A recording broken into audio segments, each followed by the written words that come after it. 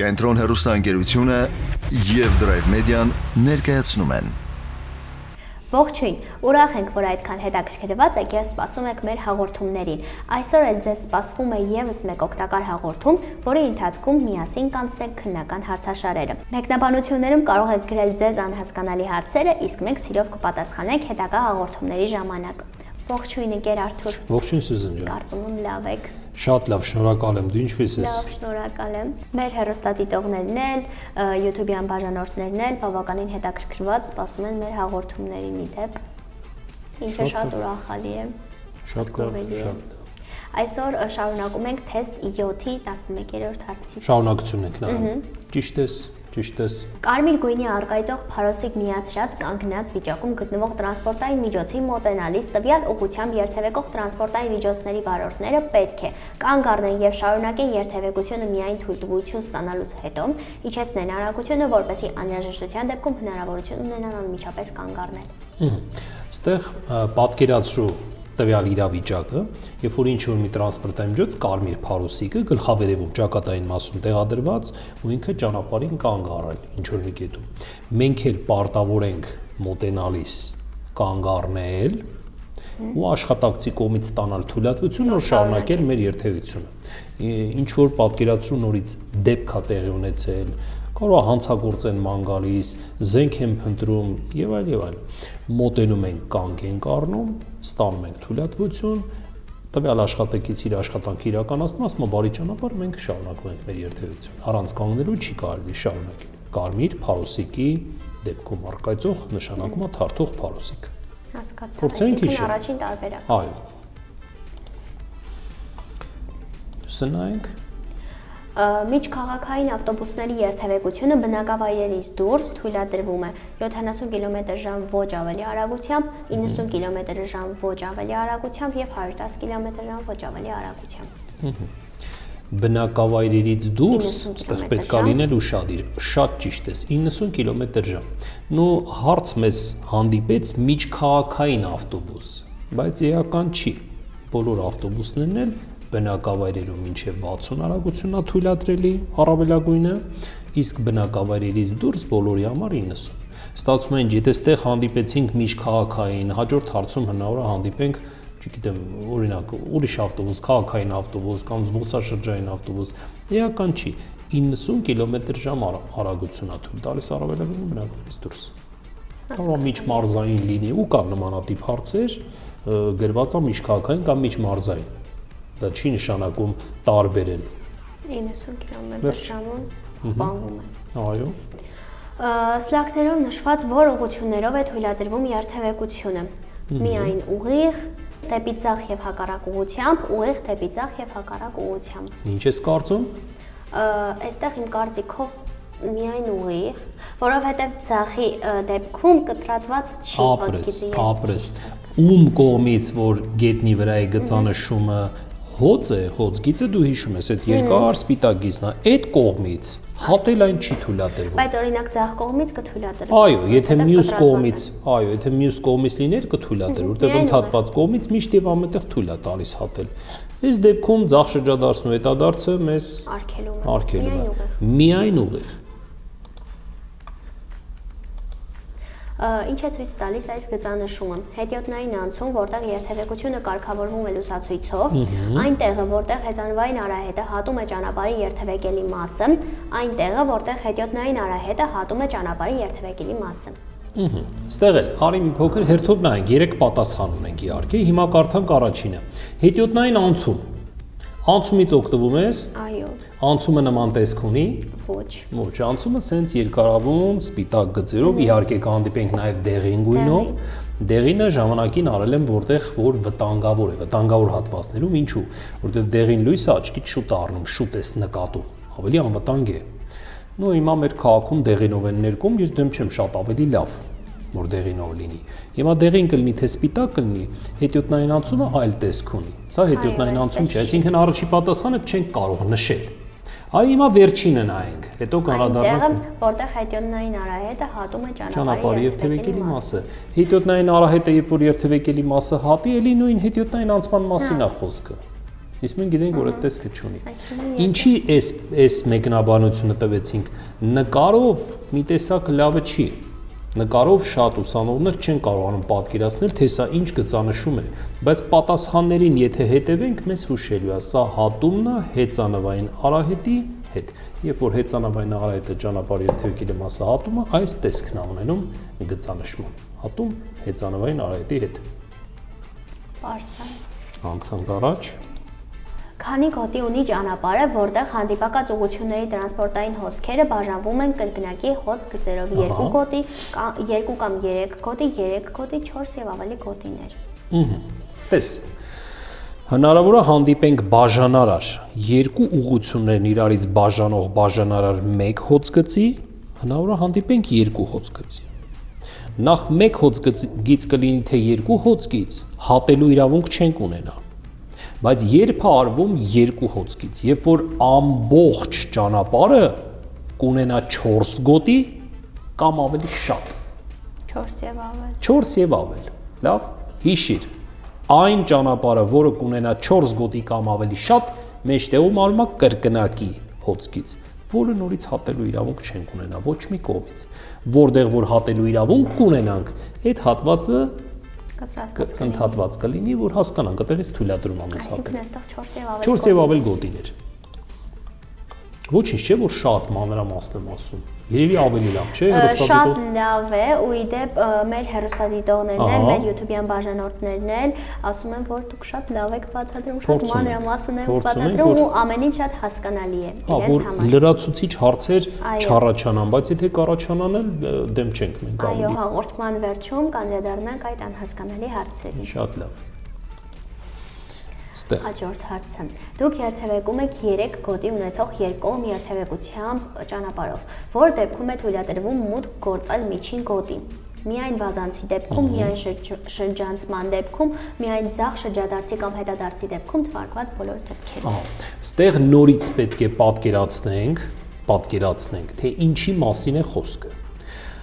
Դուք երթևեկում եք 3 գոտի ունեցող ճանապարհով։ Պատկերացրու ինչ որ մի ճանապարհ, որը ընդամենը ունի 3 գոտի, ընդամենը, ու ինքը երկկողմանի է։ Պատկերացրի մտքով, փորձի գծագիր անել, ամբողջ ճանապարհը 3 շարք ունի, 3 եռագոտի ու երկկողմանի։ Հա։ Այդ մեջտեղի գոտիով երթևեկելու քշելու իրավունք չունենք,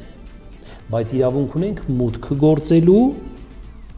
եւ դուրս գալու, ազատելու։ Իսկ ինչի համար ենք մուտք գործում։ Կոպիտ ասած օգտագործում ենք այդ գոտին։ Որ դեպքում վազանցի դեպքում, օրինակ դուրս եկար վազանց կատարեցիր, նորից պիտի վերադառնաս քո նախկին շարքը։ Շրջանցման դեպքում, շրջանցում այդ ռուսերենով են ասում, ապեզդնա, ինչ որ մի բանի շրջանցում ես։ Եվ վերջապես ձախ շրջադարձ կամ հետադարձի դեպքում։ Ուրեմն թվարկված բոլոր դեպքերում, այսինքն այս թվարկված բոլոր դեպքերը վազանցը, շրջանցումը, ձախ շրջադարձն ու հետադարձը պետք է կատարել միջին գոտուց, դա մեջտեղի շարքն է։ Երկու կողմից երթևեկողների համար է նախատեսված։ Ինչին է վերաբերվում։ Որ ուղղությամբ է թույլատրվում բեռնատար ավտոմոբիլի երթևեկությունը։ Ահա։ Իմ կարծիքով աջ, այն դեպի աջ։ Ահա։ Քո կարծիքով միայն աջ։ Տեսնում եք նշան։ Ուղիղը այնտեղ կարմիր գծանշումով արգելում է։ Ապրես, շատ ճիշտ է։ Այսինքն այս նշանին չենթարկվել չի կարելի, քանի որ ինքը արգելող նշան է։ Բառը մեզ հուշում է, եթե մի բան քեզ արգելում է, ուրեմն դու իրավունք չունես չենթարկվել։ Միայն աջ դեպի ձախ։ Իսկ սա ինչ նշան արի փորձենք հիշել։ Միակողմանի։ Չէ, սա առաջարկող է։ Բեռնատարին առաջարկում է նշված ուղղությամբ երթևեկել, այսինքն աջ շրջադարձ կատարել, բայց քանի որ ինքը առաջարկող նշան է, կարող ենք չօգտվել։ Այո, այդ առաջարկից դեպի աջ ձախ ու հակառակ ուղղություն։ Շատ ճիշտ ես, շատ ճիշտ ես։ Լավ, եթե առաջարկից կարող ենք չօգտվել, մենք ենք որոշում։ Իսկ ինչի համար է բեռնատարին առաջարկում աջ։ Ենթադրենք պայմանները աջ ուղղությամբ բեռնատարի համար ավելի լավն են։ Կարճ ճանապարհ, հարթ ճանապարհ, շուտ տեղ կասնի, լայն ճանապարհ խցանում չի առաջ, մի խոսքով։ ուրեմն դեպի աջ, դեպի ձախ եւ հակառակ ուղղությամբ իրավունք ունենա երթևեկելու բեռնատարը։ Ոչ ուղիղ, ուղիղ արգելում։ Ուղիղ արգելում է ձախ, աջ ու հակառակ ուղղությամբ։ Մյուսն ենք նայում։ Որ տրանսպորտային միջոցի վարորդն ունի երթևեկության առավելություն, ավտոմոբիլի վարորդը եւ տրամվայի վարորդը։ Երթևեկության առավելություն։ Ինչ ես կարծում, ով կունենա առավելություն։ Տրամվայի վարորդը։ Ճիշտ ես։ Միշտ հիշիր, սրա մասին շատ ենք խոսել, հիմա նորից չենք զլանում, նորից կրկնում ենք հավասար պայմանների դեպքում տրամվայը ունենում է առավելություն, այսինքն ինքը միակ տրանսպորտային միջոցն է, որին տվել են առավելություն, բայց ոչ միշտ ունի առավելություն։ Ունի օրինակ այս դեպքում, երբ որ պայմանները հավասար են։ Իսկ ոնց հասկացանք պայմանները հավասար են։ Երկուսի համար էլ լուսացույցի ազդանշանը կանաչ է։ Ուրեմն դարձավ հավասար պայման։ Վերջ տրամվային ունի առավելություն։ Երթևեկությունն արգելվում է կանաչ եւ սպիտակ ավտոմոբիլներին, սպիտակ կապույտ եւ կանաչ ավտոմոբիլներին, սպիտակ եւ դեղին ավտոմոբիլներին, կանաչ եւ դեղին ավտոմոբիլներին։ Այսինքն կարգավորողի դիրքերը նշանակում է կարող են երկու կողմից գալ ապրես ձեռքերը հիմա կողք կա պարզած կամ իջեցված նույն բանն է ճիշտ է հիմա կողք պարզած այս դիրքով գույներով ինձ ասա կարող եք միացնել թույլատրվում է ում է թույլատրվում ապրես դրա կհասկանանք շատ ճիշտ է թույլատրվում է դեղինին ապրես մենակ դեղինին ուղիղ եւ աջ շրջադարձ կապ, այո, հիմա ով է ուրեմն կարմիրին ապրես դեղին ու կարմիրին, այսինքն կարգել է սպիտակին, կապույտին, կանաչին այո, այո, դե սպիտակին եւ կանաչին կարգելվի, քանի որ թևերի աջ եւ ձախ թևերի կողմից չեն իրեն մոտենում նրանց չի կապույտին է կարգելի, քանի որ ձախ է պատտվում շատ ճիշտ է եթե կապույտն էլ ուղիղ շարունակեր երթևեկությունը կամ թույլատրվեր գոտուց աջ շրջադարձ կթույլատրվեր բայց քանի որ տեսնում ենք կապույտը փորձում է ձախ շրջադարձ կատարել սպիտակ կապույտ եւ կանաչ ըստ հարցի երթևեկությունը արգելվում է սպիտակ կանաչ եւ կապույտ ավտոմոբիլների ունենք նման պատասխան այսա հաջորդը ու մեր վերջին հարցը որը վերաբերվում է անվտանգությանը եթե դժվարի վերքի մեջ օտար մարմին կա ապա օգնություն ցուցաբերելիս պետք է հեռացնել օտար մարմինը վերքից, թողնել վնասված մասն արյունահոսի, ապահովել օտար մարմնի անշարժ վիճակը, սպիրտով մշակել վերքի տարածքը։ Ապահովել օտար մարմնի անշարժ վիճակը։ Շատ ճիշտ ես։ Ապահովում ենք օտար մարմնի անշարժ վիճակը։ Պատկերացրու նորից դեպք ա եղել մարմնի մեջ ինչ որ մի առարկա, ենթադրենք ապակյա մտել մարմնի մեջ։ Եթե հեռացնենք այդ վերքը ավելի կլայնանա, կմեծանա, արյունահոսությունը կուժեղանա կամ երակ կվնասենք, հնարավորակեսը կոտրվի մնա մարմնի մեջ, դրա համար հեռացնել չի կարելի։ Թողնենք այդպես արյունահոսի, դա էլ ճիշտ չէ, այդպես արյունահոսի նորմալ չի։ Իհարկե սպիրտով մշակել, քննական տոմսերում շատ կան հարցեր, որտեղ նշված է սպիրտ, յոդ, օղի, օծանելիք անգամ գոյություն ունի, դրանք համարում են սխալ պատասխաններ։ Լավ այսօր բժշկությունը այդ ամեն ինչին դեմ է։ Անշարժ վիճակի ապահովել։ Շատ ճիշտ։ Առաջին բուժօգնություն։ Դե այսօր ավարտեցինք։ Այո, Սյուզան ջան։ Կարող եմ հիմա ուղղել հերոստատիտողի շատ լավ, հարցերը։ փորձենք պատասխանել։ Մեր բաժանորդներից մեկը խնդրել է, որ թեստ 2-ի 6-րդ հարցը եւս մեկ անգամ բացատրենք, քանի որ անհասկանալի է բացել։ Շատ լավ։ Սյուզան, հենց հիմա մեր դիմաց երկրորդ թեստի 6-րդ հարցն է։ Այստեղ մենք տեսնում ենք խաչմերուկ, որը կարգավորվում է լուսացույցով։ Ինչն է այստեղ սխալը կայանում YouTube-յան մեր բաժանորդների կամ հեռուստադիտողների, այսինքն մեզ հետևողների։ Իրենք հիմնականում նայում են ճանապարհային նշաններին։ Եթե մենք լուսացույցը անտեսենք, համարենք լուսացույց չկա, ըստ նշանների գլխավորից օգտվողը դա կարմիրն առաջին ինքը կանցնի։ Բայց այստեղ մի փոքր ուշադրություն։ Եթե գոյություն ունի լուսացույց, առավելության նշանները այլևս չեն գործում։ Այսինքն կոպիտ ասած համարենք իրենք չկան, գոյություն չունեն։ Հիմա ինչ է ստացվում, եթե կարմիր մեքենայի առջև լուսացի ազդանշանը կանաչ է։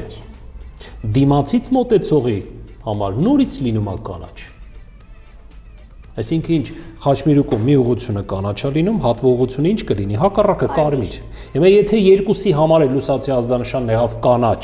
պայմանները հավասար են իրանց մեջ։ Իհարկե։ Կիրառում ենք աչից հարվածը։ Այո։ Հիմա աչից հարվածի սկզբունքով առաջինն ով կանցնի այստեղ։ Աչից հարվածի սկզբունքով կանցնի կապույտ։ Ապրես։ Ըստ հարցի կապույտ ավտոմոբիլը խաչմերուկը կանցնի։ Կարմիրը որանցնի աչից հարված կստա։ Ապրես։ Այսինքն նորից եմ կրկնում, կարճ եմ ասում, կա լուսացույց, նշաններին չենք հետևում։ Նշաններին կհետևենք առավելության նշանների մասնախոսք։ Այն դեպքում, երբ որ լուսացույցը չի աշխատի, անսարք կլինի։ Հասկացա։ Կարծում եմ պարզ դարձավ այս հարցի պատասխանը եւ հաջորդ հարցը մեր բաժանորդներից մեկն է ուղղել արդյոք միայն թեստեր պարապելով կարող են մասնակցել քննությանը։ Ես իհարկե պատասխանեցի, որ կարծում եմ այո, բայց եթե կարելի է մի հատ խոսենք այս հարցի շուրջ։ Դե իհարկե կարելի է, եթե ամբողջական, ոչ թե մասամբ, կիսով չափ հետևեն, այլ ամբողջական հետևեն բոլոր քննական թեստերին գոյություն ունեցող անհասկանալի հարցեր, եթե չլինեն, ընդհանրապես ցանկալի է, որպեսզի իրանք մասնակցեն դասընթացներին, ինչ որ մի դպրոց հաճախեն եւ փորձեն լիարժեք ինֆորմացիայի տիրապետել, կարելի է նաեւ մեր էջով էլ իհարկե, ամեն դեպքում բայց հետևելով բոլոր այդ արդյունքը չի լինի, ինչքան որ ավտոդպրոցում կարծում եմ։ Էլի կլինի, ուղղակի պետքա լավ փորձել, ելի եմ կրկնում, նայել, ուշադիր լինել, հետևել։ Մենք բացատրությունները ամբողջությամբ ասում ենք, որպեսզի իրենք ովքեր որ չունեն ժամանակ կամ չի ստացվում, չեն կարողանում հաճախել դպրոց սովորելու, գոնե ինչ որ կերպ մենք փորձում ենք նրանց մեր օգնությունը ցուցաբերել այս եղանակով։ Հասկանալի է։ Ինչպես նաև ունենք բազմաթիվ շնորհակալական խոսքեր կապված մեր հաղորդման հետ, կապված մեր անձնակազմի հետ։ Շատ շնորհակալ ենք նման խոսքերի համար եւ ձեզ ենք շնորհակալ մեզ հետևելու եւ վստահելու համար։ Չմոռանաք նաև հավանել, ինչպես նաև մեկնաբանություններում գրել ձեզ անհասկանալի բոլոր հարցերը, իսկ մենք սիրով կպատասխանենք։ Մենք կհանդիպենք հաջորդ շաբաթ ժամը 17:00 Կենտրոն TV-ի եթերում։